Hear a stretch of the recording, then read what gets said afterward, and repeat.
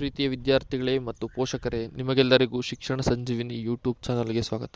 ಈ ವಿಡಿಯೋದಲ್ಲಿ ನಾವು ಅಗ್ರಿಕಲ್ಚರಲ್ ಕೋಟಾ ಅಂದರೆ ಏನು, ಯಾರೆಲ್ಲ ಅಗ್ರಿಕಲ್ಚರಲ್ ಕೋಟಾನ ಕ್ಲೈಮ್ ಮಾಡ್ಬೋದು, ಹೇಗೆ ಕ್ಲೈಮ್ ಮಾಡೋದು, ಏನು ಬೆನಿಫಿಟ್ ಸಿಗುತ್ತೆ, ಇದ್ರ ಬಗ್ಗೆ ಎಲ್ಲ ವಿವರಗಳನ್ನು ಡೀಟೇಲ್ಡಾಗಿ ತಿಳಿದುಕೊಳ್ಳೋಣ. ಮೊದಲನೇದಾಗಿ ಅಗ್ರಿಕಲ್ಚರಲ್ ಕೋಟಾ ಅಂದರೆ ಏನು. ಕರ್ನಾಟಕ ಸರ್ಕಾರದ ಕೃಷಿ ವಿಶ್ವವಿದ್ಯಾಲಯಗಳಲ್ಲಿ ಯಾವ ವಿದ್ಯಾರ್ಥಿಗಳು ಕೃಷಿ ವಿಶ್ವವಿದ್ಯಾಲಯ ಫಾರ್ಮ್ ರಿಲೇಟೆಡ್ ಕೋರ್ಸ್ಗಳನ್ನು ಓದಬೇಕಂತ ಇದ್ದು, ಅವರ ತಂದೆ ತಾಯಿ ಕೃಷಿಕರಾಗಿದ್ದು ಕೃಷಿ ಮಾಡುತ್ತಿದ್ದಲ್ಲಿ ಅವರಿಗೆ 50% ಪ್ರತಿಶತ ಸೀಟುಗಳನ್ನು ಮೀಸಲಾಗಿ ಕೊಡ್ತಾ ಇದ್ದಾರೆ. ಈ ಅಗ್ರಿಕಲ್ಚರಲ್ ಕೋಟಾ ಕ್ಲೈಮ್ ಮಾಡಬೇಕಂದ್ರೆ ನಿಮ್ಮ ತಂದೆ ತಾಯಿ ಕೃಷಿಕರಾಗಿರಬೇಕು, ನಿಮ್ಮ ವಾರ್ಷಿಕ ವರಮಾನವು ಕೂಡ ಕೃಷಿಯಿಂದನೇ ಬರಬೇಕು, ಅಥವಾ ನಿಮ್ಮ ತಂದೆ ತಾಯಿ ಖಾಸಗಿ ವೃತ್ತಿ ಅಥವಾ ಪ್ರೈವೇಟ್ ಬಿಸ್ನೆಸ್ ಮಾಡ್ತಾ ಇದ್ದು ಕೂಡ ಅವರು ಕೃಷಿಯನ್ನು ಮಾಡ್ತಾಯಿದ್ರೆ ಕೂಡ ಅವರು ಕೂಡ ಕ್ಲೈಮ್ ಮಾಡ್ಬೋದು ಇದನ್ನು. ಹಾಗಾದರೆ ನಾನು ಕ್ಲೈಮ್ ಮಾಡಬೇಕಂದ್ರೆ ಏನೆಲ್ಲ ಮಾಡಬೇಕು, ನಿಮ್ಮ KCET ಅಪ್ಲಿಕೇಶನ್ ಹಾಕೋ ಸಂದರ್ಭದಲ್ಲಿ ಅಲ್ಲಿ ಒಂದು ಟ್ಯಾಬ್ ಬರುತ್ತೆ. ಆ ಟ್ಯಾಬಲ್ಲಿ ನೀವು ಕೃಷಿ ಕೋಟಾದಲ್ಲಿ ಕ್ಲೈಮ್ ಮಾಡಲು ಬಯಸುತ್ತೀರಾ ಅಂದು ಕೇಳುತ್ತೆ. ಆಗ ನೀವು ಎಸ್ ಅಂತ ಕೊಡಿ. ಹಾಗೂ ನೀವು ಎಸ್ ಅಂತ ಕೊಟ್ಟ ಮೇಲೆ ಅದು ಪರೀಕ್ಷಾ ಕೇಂದ್ರವನ್ನು ಸೆಲೆಕ್ಟ್ ಮಾಡೋದಕ್ಕೆ ಬರುತ್ತೆ. ಅಲ್ಲಿ ನೀವು ನಿಮ್ಮ ಹತ್ತಿರದ, ನಿಮ್ಮ ವಾಸಸ್ಥಾನದ ಹತ್ತಿರ ಅಥವಾ ನೀವು ಎಲ್ಲಿ ಓದ್ತಾ ಇದ್ದೀರ ಅದರ ಹತ್ತಿರದಲ್ಲಿ ಇರುವಂಥ ಕೃಷಿ ವಿಶ್ವವಿದ್ಯಾನಿಲಯವನ್ನು ಸೆಲೆಕ್ಟ್ ಮಾಡೋದ್ರ ಮೂಲಕ ನೀವು ಪರೀಕ್ಷಾ ಕೇಂದ್ರವನ್ನು ಸೆಲೆಕ್ಟ್ ಮಾಡಬೇಕಾಗುತ್ತೆ. ಅದಾದಮೇಲೆ ಯಾವೆಲ್ಲ ಡಾಕ್ಯುಮೆಂಟ್ಸ್ ಬೇಕು ಕೃಷಿ ಕೋಟಾನ ನಾನು ಕ್ಲೈಮ್ ಮಾಡಬೇಕಂದ್ರೆ ಅಂತಂದರೆ, ನೀವು ಕೃಷಿ ಕೋಟಾನ ಕ್ಲೈಮ್ ಮಾಡಬೇಕು ಅಂದರೆ ಮೊದಲನೇದಾಗಿ ನಿಮ್ಮ ಇನ್ಕಮ್ ಸರ್ಟಿಫಿಕೇಟ್ ಬೇಕಾಗುತ್ತೆ. ಮತ್ತು ನೀವು ವ್ಯವಸಾಯಗಾರ ದೃಢೀಕರಣ ಪ್ರಮಾಣ ಪತ್ರ ಅಥವಾ ವ್ಯವಸಾಯ ಕುಟುಂಬ ಸದಸ್ಯ ಪ್ರಮಾಣ ಪತ್ರ ಬೇಕಾಗುತ್ತೆ. ಇದರಲ್ಲಿ ಕೂಡ ನಿಮ್ಮ ನೇಮ್ ಇರಬೇಕಾಗುತ್ತೆ. ವ್ಯವಸಾಯಗಾರ ದೃಢೀಕರಣ ಪ್ರಮಾಣ ಪತ್ರ ಯಾರಿಗೆ ಕೊಡ್ತಾರೆ ಅಂದರೆ, ನಿಮ್ಮ ತಂದೆಯವ್ರದ್ದೇ ಲ್ಯಾಂಡ್, ನಿಮ್ಮ ತಂದೆಯವರ ಹೆಸರಿಗೆ ಹೊಲ ಇದೆ ಅನ್ನೋರಿಗೆ ವ್ಯವಸಾಯಗಾರ ದೃಢೀಕರಣ ಪ್ರಮಾಣ ಪತ್ರ ಕೊಡ್ತಾರೆ. ಕುಟುಂಬ ಸದಸ್ಯ ಪ್ರಮಾಣ ಪತ್ರವನ್ನು ನಿಮ್ಮ ತಂದೆಯವರ ಹೆಸರಿಗೆ ಹೊಲ ಇಲ್ಲ, ನಿಮ್ಮ ತಾತನ ಹೆಸರಲ್ಲಿದೆ ಅಥವಾ ಬೇರೆಯವರ ಹೆಸರಿಗೆ ಇದ್ದರೆ ಅದನ್ನು ಕೊಡಬೇಕಾಗುತ್ತೆ. ಮತ್ತು ಇನ್ನೊಂದು RD ನಂಬರ್ ಕೂಡ ನಿಮ್ಮ ನೇಮ್ ಇರಬೇಕಾಗುತ್ತೆ. ಮತ್ತು ನಿಮ್ಮ ನೇಮು ಅದರಲ್ಲಿ ಇರ್ತಕ್ಕಂಥ ನೇಮು ಮ್ಯಾಚ್ ಆಗಬೇಕು ಕೂಡ, SSLC ಡೀಟೇಲ್ಸ್ಗೆ ಕೂಡ ಮತ್ತು KCET ಅಪ್ಲಿಕೇಶನ್ಗೆ ಕೂಡ ಮ್ಯಾಚ್ ಆಗಬೇಕು. ಅದರಿಂದ ತುಂಬ ಕೇರ್ ತೊಗೊಂಡು ಮಾಡಿಸ್ಕೊಳ್ಳಿ. ಮತ್ತು ಇದನ್ನು ನಿಮ್ಮ ಅಪ್ಲಿಕೇಶನನ್ನು KCET ಎಕ್ಸಾಮ್ ಆದಮೇಲೆ ಕರೀತಾರೆ ಅಥವಾ ಮುಂಚೆನೇ ಕರೀತಾರೆ. ಈ ಎಕ್ಸಾಮ್ಗೆ ಯೂನಿವರ್ಸಿಟಿನವ್ರಿಗೆ ನೀವು ಯಾವ ಯೂನಿವರ್ಸಿಟಿ ಅಪ್ಲೈ ಮಾಡಬೇಕು ಅಪ್ಲಿಕೇಶನ್ ಹಾಕಿರ್ತೀರೋ ಡ್ಯೂರಿಂಗ್ KCET, ಅದಕ್ಕೆ ನೀವು ಮತ್ತೊಂದು ಸರಿ ಅಪ್ಲಿಕೇಶನ್ ಡಾಕ್ಯುಮೆಂಟ್ಸನ್ನೆಲ್ಲ ಸಬ್ಮಿಟ್ ಮಾಡಬೇಕಾಗುತ್ತೆ ಬಿಫೋರ್ ಎಕ್ಸಾಮ್ಗಿಂತ ಮುಂಚೆ. ಅದಕ್ಕೋಸ್ಕರ ನೀವು ಡಾಕ್ಯುಮೆಂಟ್ಸನ್ನು ಮುಂಚೆನೇ ಪ್ರಿಪೇರ್ ಮಾಡ್ಕೊಳ್ಳಿ ಅಂತ ನಾನು ಈ ವಿಡಿಯೋ ಮಾಡಿದಲ್ಲಿ ತಿಳಿಸ್ತಾ ಇದ್ದೀನಿ. ನೀವು ತುಂಬ ಕೇರ್ ತೊಗೊಂಡು ಮಾಡಿಸ್ಕೊಳ್ಳಿ. ಮತ್ತು ಇದರಿಂದ ತುಂಬ ಬೆನಿಫಿಟ್ ಆಗುತ್ತೆ ನಿಮಗೆ. ಯಾಕಂದರೆ ತುಂಬ 50% ಸೀಟ್ಸ್ ಅಂದರೆ ತುಂಬ ಈಸಿ ಅಲ್ಲ, ನೀವು ಆರಾಮಾಗಿ ತೊಗೋಬೋದು. ಮತ್ತು ಇನ್ನೇನು ಬೇಕು ಅಂತಾರೆ, ವಂಶವೃಕ್ಷ ಪ್ರಮಾಣ ಪತ್ರ, ಫ್ಯಾಮಿಲಿ ಟ್ರೀ ಸರ್ಟಿಫಿಕೇಟ್ ಬೇಕಾಗುತ್ತೆ. ನೀವು ಮ್ಯಾಂಡೇಟ್ರಿ ಆಗಿದ್ದು ಎಲ್ಲ ವಿದ್ಯಾರ್ಥಿಗಳಿಗೆ ಬೇಕಾಗುತ್ತೆ ಇದು ಅಗ್ರಿಕಲ್ಚರ್ ಕೋಟಾನ ಕ್ಲೈಮ್ ಮಾಡಬೇಕಂದ್ರೆ. ಮತ್ತು ಇನ್ಕಮ್ ಸರ್ಟಿಫಿಕೇಟ್ ಮತ್ತು ಅಫಿಡವಿಟ್ 1 ಮತ್ತು ಅಫಿಡವಿಟ್ 2 ಅಂತ ಬರುತ್ತೆ.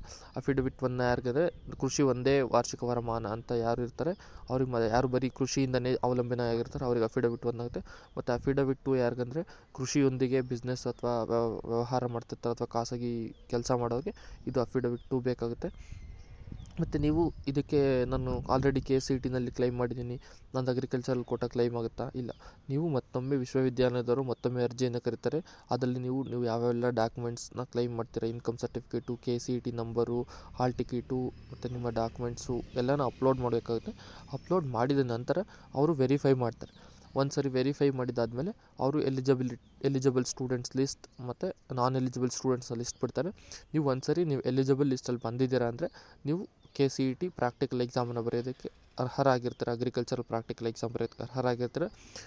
ಮತ್ತು ಯಾರು ನಾನ್ ಎಲಿಜಿಬಲ್ ಸ್ಟೂಡೆಂಟ್ಸ್ ಇರ್ತಾರೆ, ಆ ನಾನ್ ಎಲಿಜಿಬಲ್ ಸ್ಟೂಡೆಂಟ್ಸ್ ಲಿಸ್ಟಲ್ಲಿ ಏನು ಮಾಡಿರ್ತಾರೆ ಅಂದರೆ ರೀಸನ್ ಏನು ಕೇಳ್ತಾರೆ, ರಿಜೆಕ್ಟ್ ಮಾಡೋದಕ್ಕೆ ಯಾವ ರೀಸನ್ ಅಂತ ಕೂಡ ಮೆನ್ಷನ್ ಮಾಡಿರ್ತಾರೆ. ಆ ರೀಸನ್ಗೆ ನೀವು ಕರೆಕ್ಷನ್ ಏನಾದ್ರು ಇತ್ತು ಅಂದರೆ ಮಾಡಿಸ್ಕೊಂಡು, ಮತ್ತು ಅವ್ರು ವಿಶ್ವವಿದ್ಯಾನಿಲಯದವರು ಆಫ್ಲೈನಲ್ಲಿ ಭೌತಿಕವಾಗಿ ನಿಮ್ಮನ್ನು ಕರೀತಾರೆ ವೆರಿಫೈ ಮಾಡೋದಕ್ಕೆ. ನೀವು ಯಾವ ಯೂನಿವರ್ಸಿಟಿ ಕ್ಲೈಮ್ ಮಾಡಿರ್ತಾರೆ ನಿಮ್ಮ ಅಪ್ಲಿಕೇಶನ್ ಹಾಕ್ಬೇಕಾದ್ರೆ ಆ ಯೂನಿವರ್ಸಿಟಿಗೆ ಕರೀತಾರೆ. ಅಲ್ಲಿ ನಿಮ್ಮದು ಆಫ್ಲೈನಲ್ಲಿ ವೆರಿಫಿಕೇಷನ್ ಆಗುತ್ತೆ ಡಾಕ್ಯುಮೆಂಟ್ಸು. ಅಲ್ಲೇನಾದರೂ ಕರೆಕ್ಟಾಗಿತ್ತು, ಇನ್ ಕೇಸ್ ಸಾಫ್ಟ್ವೇರ್ ಮಿಸ್ಮ್ಯಾಚಿಂದ ಏನಾದರೂ ಇದಾಗಿತ್ತು ಅಥವಾ ನಿಮ್ಮದು ಕರೆಕ್ಟಾಗಿತ್ತು, ಕರೆಕ್ಟ್ ಮಾಡಿಸ್ಕೊಂಡು ಹೋಗಿದ್ದೀರಿ ಅಂದರೆ ನಿಮ್ಮನ್ನು ಎಲಿಜಿಬಲ್ ಲಿಸ್ಟಿಗೆ ಆ್ಯಡ್ ಮಾಡ್ತಾರೆ. ಒಂದು ಸರಿ ಫೈನಲ್ ಡೇಟ್ ಆದಮೇಲೆ ನಿಮಗೆ ಹಾಲ್ ಟಿಕೆಟ್ ಜನ್ರೇಟ್ ಮಾಡ್ತಾರೆ. ಆ ಹಾಲ್ ಟಿಕೆಟ್ ಜನ್ರೇಟ್ ಮಾಡಿದ ನಂತರ ನಿಮಗೆ ಎಂದು ಎಕ್ಸಾಮ್ ಡೇಟ್ ಅನೌನ್ಸ್ ಮಾಡ್ತಾರಲ್ಲ ಆ ಎಕ್ಸಾಮಿನ ದಿನದಂದು ಎಲ್ಲ ಪರೀಕ್ಷಾ ಕೇಂದ್ರಗಳಲ್ಲಿ 9 ಗಂಟೆಗೆ ಎಕ್ಸಾಮ್ ಸ್ಟಾರ್ಟ್ ಆಗುತ್ತೆ. ಹಾಗಾದರೆ ಎಕ್ಸಾಮ್ ಹೇಗಿರುತ್ತೆ, ಎಕ್ಸಾಮ್ನ ಏನೆಲ್ಲ ಇರುತ್ತೆ ಅಂದರೆ, ಎಕ್ಸಾಮ್ನಲ್ಲಿ 50 ಕ್ವಶನ್ಸ್ ಇರುತ್ತೆ, MCQ ಇರುತ್ತೆ. ಅಲ್ಲಿ ಸಮ್ ಡೆಮೋಸ್ ಇರುತ್ತೆ, like wheat, rice, like some instruments, some devices ಕೃಷಿ ರಿಲೇಟೆಡ್ ಸಾಧನಗಳು, ಉಪಕರಣಗಳು, ಹಾಗೆ ಕೃಷಿ ರಿಲೇಟೆಡು ಗ್ರೈನ್ಸು ಅದನ್ನೆಲ್ಲ ಇಟ್ಟಿರ್ತಾರೆ. ಮತ್ತು ಅದರಲ್ಲಿ ಮತ್ತೆ ಡಿಫ್ರೆಂಟ್ ಕ್ಯಾಟಗರೀಸ್ ಇದೆ. ಫಾರೆಸ್ಟ್ರಿ ಇದೆ, ಆರ್ಟಿಕಲ್ಚರ್ ಇದೆ, ಅಗ್ರಿಕಲ್ಚರ್ ರಿಲೇಟೆಡ್ ಕ್ಯಾಟಗರೀಸಲ್ಲಿ ನಿಮಗೆ ಪ್ರಾಡಕ್ಟ್ಸ್ ಅಥವಾ ಇದನ್ನ ಇಟ್ಟಿರ್ತಾರೆ, ಡೆಮೋಗಳನ್ನ ಇಟ್ಟಿರ್ತಾರೆ. ಅದನ್ನು ನೀವು ಮತ್ತೆ ಕ್ವಶನ್ಸ್ ಕೂಡ ಅಲ್ಲೇ ಇರುತ್ತೆ. ಅದು ನಿಮಗೆ OMR ಶೀಟ್ ಕೊಡ್ತಾರೆ. 1 by 1 ನೀವು ಸೆಲೆಕ್ಟ್ ಮಾಡ್ತಾ ಆಪ್ಷನ್ಗಳನ್ನ ಸೆಲೆಕ್ಟ್ ಮಾಡ್ತಾ ಹೋಗಬೇಕಾಗುತ್ತೆ. Negative marking ಏನಿರೋದಿಲ್ಲ. 200 ಮಾರ್ಕ್ಸಿಗೆ ನಡೆಯುತ್ತೆ. 50 ಕ್ವಶನ್ಸ್ ಇರುತ್ತೆ. ಪ್ರತಿ ಒಂದು ಕ್ವಶನ್ಸ್ ಕ್ಯಾರಿ 4 ಮಾರ್ಕ್ಸ್ ಮಾಡುತ್ತೆ. ನೀವು ಅದರಲ್ಲಿ ಎಷ್ಟು ಮಾರ್ಕ್ಸ್ ತೊಗೋತೀರ ಹಾಗೂ ನಿಮ್ಮ PUC ಮತ್ತು CET ಈ ಮೂರನ್ನು ಕನ್ಸಿಡರ್ ಮಾಡಿ ನಿಮಗೆ ಫೈನಲ್ ಆಗಿ KCET ರ್ಯಾಂಕನ್ನು ಅಗ್ರಿಕಲ್ಚರ್ಗೆ ಸಪ್ರೇಟಾಗಿ ಕೊಡ್ತಾರೆ. ಪ್ರಾಕ್ಟಿಕಲ್ ಎಕ್ಸಾಮ್ ಅಂದರೆ ಕೃಷಿ ಕೋಟಕ್ಕೆ ಪ್ರಾಕ್ಟಿಕಲ್ ಅಂತ ಹೇಳ್ಬಿಟ್ಟು ಸಪ್ರೇಟ್ ರ್ಯಾಂಕಿಂಗ್ ಕೊಡ್ತಾರೆ. ಮತ್ತು ನೀವು ಏನು KCET ಅದರ್ ದ್ಯಾನ್ ಪ್ರಾಕ್ಟಿಕಲ್ ಬಿಟ್ಬಿಟ್ಟು KCET ಮತ್ತು ನೀವು PUC ಏನು ಬರೆದಿರ್ತಾರೆ ಅದಕ್ಕೆ ಸಪ್ರೇಟ್ ರ್ಯಾಂಕಿಂಗ್ ಕೊಡ್ತಾರೆ. ಇದರಿಂದ ತುಂಬ ಬೆನಿಫಿಟ್ ಆಗುತ್ತೆ. ನೀವು ವೆಟರ್ನರಿ ಓದ್ತೀನಿ ಅಂದರೆ ನಿಮ್ಮದು ರ್ಯಾಂಕಿಂಗ್ 500 ಒಳಗಡೆ ಇದ್ದು ನಿಮ್ಗೆ ಸ್ವಲ್ಪ ರಿಸರ್ವೇಷನ್ಸ್ ಇತ್ತು ಅಂದರೆ ತುಂಬ ಪಾಸಿಬಿಲಿಟಿ ಇರುತ್ತೆ ಒಳ್ಳೆ ಕಾಲೇಜಲ್ಲಿ ಸೀಟ್ ಸಿಗೋದು. ಮತ್ತು ನೀವು agriculture, forestry, fisheries, food science, dairy technology ಇನ್ನು ಮುಂತಾದ ಕೋರ್ಸ್ಗಳನ್ನು ನೀವೇನಾದ್ರು ಓದಬೇಕಂತ ಇದ್ದರೆ ಅಗ್ರಿಕಲ್ಚರಲ್ ಕೋಟಾದ ಬೆನಿಫಿಟನ್ನು ತಗೊಳ್ಳಿ. ಸರ್ಟಿಫಿಕೇಟ್ಗಳನ್ನು ಬೇಗ ರೆಡಿ ಮಾಡ್ಕೊಳ್ಳಿ ಅಂತ ಹೇಳಿ ಈ ವಿಡಿಯೋದ ಮೂಲಕ ಹೇಳ್ತೀನಿ. ಆಗ ನಮ್ಮ ಶಿಕ್ಷಣ ಸಂಜೀವಿನಿ ಯೂಟ್ಯೂಬ್ ಚಾನಲ್ನ ಸಬ್ಸ್ಕ್ರೈಬ್ ಮಾಡಿ ಹಾಗೂ ಆ ಶಿಕ್ಷಣ ಸಂಜೀವಿನಿ ಯೂಟ್ಯೂಬ್ ಚಾನಲ್ನ ಡಿಸ್ಕ್ರಿಪ್ಷನ್ ಇರೋ ವಾಟ್ಸಪ್ ಗ್ರೂಪ್ಗೆ ಜಾಯ್ನ್ ಆಗಿ ಫಾರ್ ಮೋರ್ ಇನ್ಫಾರ್ಮೇಷನ್. ಮತ್ತು ನಾವು ರೆಗ್ಯುಲರ್ ಅಪ್ಡೇಟ್ಸ್ ಕೊಡ್ತಾ ಇರ್ತೀವಿ ಅಲ್ಲಿ. ಹಾಗೂ ಈ ಚಾನಲನ್ನು ಶೇರ್ ಮಾಡಿ ನಿಮ್ಮ ಸ್ನೇಹಿತರೊಂದಿಗೆ, ನಿಮ್ಮ ಕುಟುಂಬದವರೊಂದಿಗೆ ಹಾಗೂ ನಿಮ್ಮ ಕಾಲೇಜಿನ ಪ್ರಾಂಶುಪಾಲರು ಹಾಗೂ ವಿದ್ಯಾರ್ಥಿಗಳೊಂದಿಗೆ ಶೇರ್ ಮಾಡೋದ್ರ ಮೂಲಕ ಸಪೋರ್ಟ್ ಮಾಡಿ ಅಂತ ಹೇಳ್ತಾ ಈ ವಿಡಿಯೋ ನೋಡಿದ್ದಕ್ಕಾಗಿ ಧನ್ಯವಾದಗಳು. ಶಿಕ್ಷಣ ಸಂಜೀವಿನಿ, ಶಿಕ್ಷಣವೇ ಶಕ್ತಿ.